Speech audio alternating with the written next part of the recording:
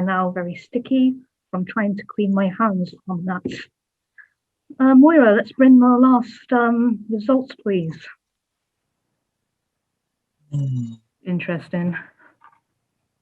By the way, while I was clearing up the body, I found this poem in Melville's pockets. I believe it's from Robert Burns. An honest man here lies at rest, as ere God with his image blessed. The friend of man, the friend of truth, the friend of age and guide of youth. Few hearts like his with virtue warmed, few heads with knowledge so informed. If there's another world, he lives in bliss. If there is none, he made the best of this. I'm sure that would be a nice thing to put in his grave if anyone claims his body. At this point, I don't think his head is full of knowledge. It's kind of outside his body. Gallows humour. And of course, the butler may be dead, but he is still a suspect. But as for the family, they're very happy to blame it all on him. They point out that Melville was with their grandmother when she wrote the will. They say he gossiped, planted seeds to distance the woman from her own grandchildren, perhaps ignoring the fact that Jeanie was still as sharp as ever until she was found dead. Whilst I made arrangements to have Jeanie and Melville taken away, you can thank me for that, by the way, Japp conducted more interviews with everyone, even the haggis. Don't ask me why. But with the notes he has given me, we talked away from any ears and agreed we were on the same page. Hey, we have figured it out. We figured it out. Or well, rather I did. I did first. No, I did first. Okay, professionalism. So, let's put this horrible chapter behind us. Agreed? Let's all nod. Agreed? Agreed. So, we've already gone through everyone. Now, we know Jeanie was not everyone's favourite Doyle. No. Jeanie was a woman who lost the man she loved to another woman and lost the son that she bore with him, only to have to take care of grandchildren she didn't really want to care for. She employed them on her own farm, but paid them little. Even when Gilbert and Anne married, with Gilbert having his own children. And all three knew they were unwanted, and they suffered in their own way. Jeanie made perhaps hundreds and thousands of shillings, even pounds, from her memoirs of her and Robert Burns. They all wanted that money. Now, Jeanie may have been harsh to her family, but she had a special hatred for Carol. Carol was not afraid to stand up to the old woman. Carol had been in school with all three children, and she had fallen for Gilbert at a particularly young age. She saw how hard Gilbert tried to earn his grandmother's respect. She saw how the old woman treated him like he was a failure when he came back injured from the war. Jeanie used the words, and I beg your pardon because I don't use words like this. She used the words cripple, abnormal, deformed. And she happened to be using that word this very Burns night as she walked down the stairs and told Gilbert off for not helping her. He hadn't seen her. How could he help her down the stairs? And Carol, who was coming in from the other room, she was carrying some garments and tights to take upstairs, told Jeanie she was a feeble-minded defect in response. And then there was an argument, a big one that got Frances and Anne running from the table to watch, and, well, in Frances' case, join in. Insults were exchanged, accusations, everything. Anne, ever the peacekeeper, tried to settle everyone, while Gilbert stood silently, not knowing what to do. Jeanie had then turned to Carol, snatched the tights from her, and she said, "You are some mother for letting your child get burnt. She is a monster. I cannot even look at her without a shudder. How the hell are you going to marry that child off when the time comes? Anne's husband was not the only casualty in the fire that killed him. Gilbert's and Carol's youngest daughter, Annie, age 5, had gotten up from her bed when she heard the screams, and she entered as her father and uncles tried to save Anne's husband. Annie's curiosity, her childish innocence curiosity, got the better of her. She survived, just.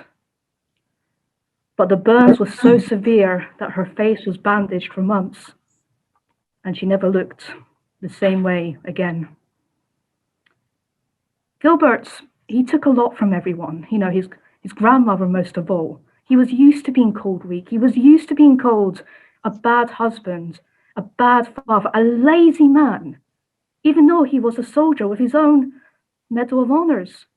And he saw how hard it was for Carol. He was amazed that she ever married him, let alone was willing to have children and care for him on his off days when he couldn't mentally function. But when Jeanie insulted little Annie, he used his one arm to elbow her in the back. Nobody saw that coming, not even Gilbert. Jeanie fell to the ground, face first. The tights in her arms raised up high as she fell. But before she could fall, Gilbert reached up and grabbed her side, and then the other. And then he pulled. Now, Gilbert is not a strong man, and he had one arm. So the question is, just how was he able to keep Jeanie down and finish her? Gilbert's family at first watched their war hero struggle with an old woman.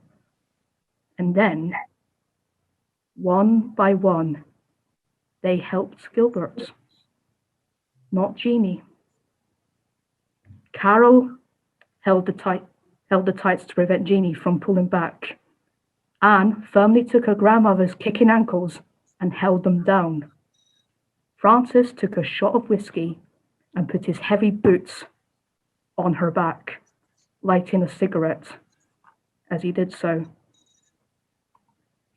And as Jeanie's struggles weakened, her butler saw what was going on, and he rushed to the old woman's aid, pushing everyone away. He pushed Gilbert, who was sobbing at this point, away. But it was too late. Francis took another smoke and put the cigarette to the butler's face and told him not to breathe a word. He would not have his little brother take the fall for what had happened. And the butler, racked with guilt, tried to tell us in his own way who did it, until the family, taking the cue from Carol, banded together and they killed the threats. I declare that Gilbert Doyle was the one who did slay Jeanie Doyle, but he would have not been able to without the help of his family. So I think they all share the blame. But as Gilbert was the one who finished her, unfortunately, he will be the one and the only one to face justice. How? I don't know. I am glad I am merely an inspector because I wouldn't know what to do. Hey, Japp, as the police get here, let's head out. This is the worst way to get out at Burns night events, but I'll take it. What do you plan to spend your paycheck on? Figures, drinks. Anyway, I'll think about it on the way home. Now listen, I don't know what becomes of everyone, not even Gilbert's, but I do know what happens to Francis. Apparently he moved to Dundee and he became a weaver for a bit. And then apparently he changed his name to William McGonagall. Shall I just read one of his best poems? Oh. Like, if your ears bleed, I apologise. But I've also read in the chat that some of you like haggis, so I all think you're monsters anyway. You probably deserve to go deaf. Beautiful railway bridge of the silvery Tay.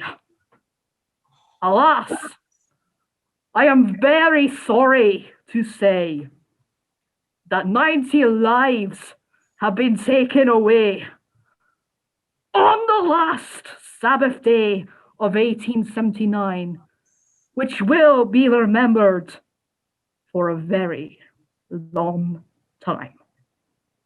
Hey, if we Scots decide to remember the so-called best poet we have like once a year, we may as well remember the worst too.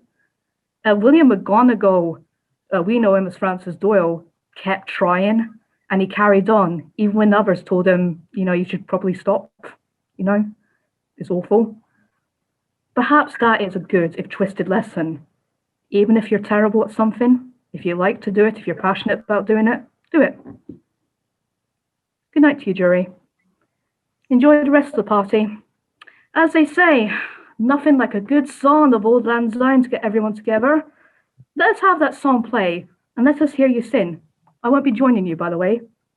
I'm off for my paycheck.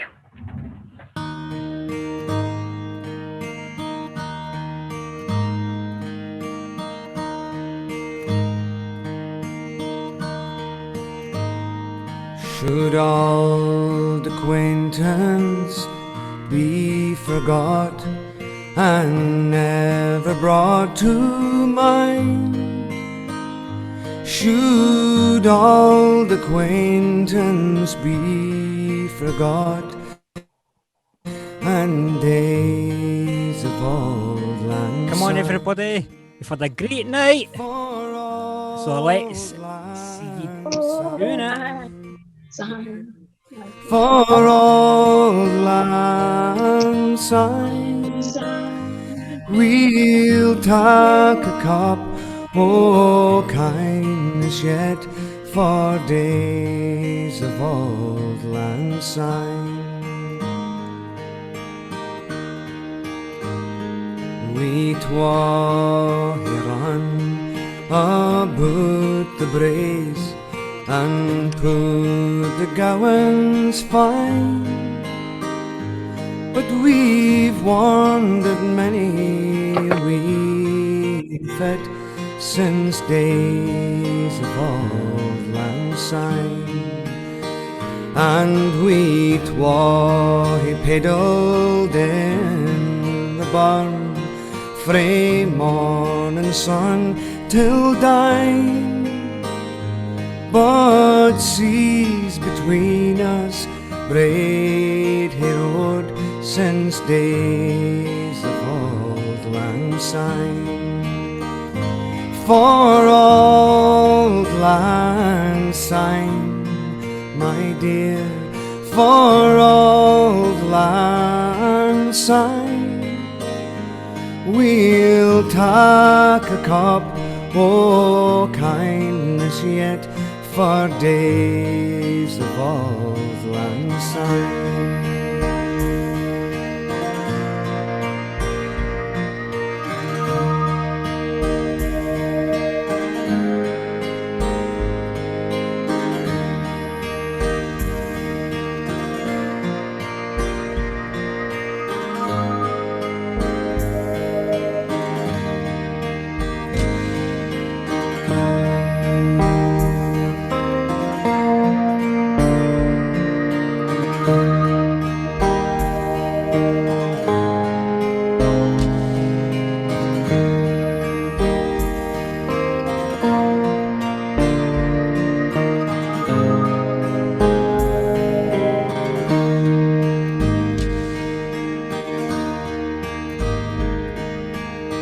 And surely you'll be your pine stoop, and surely I'll be mine.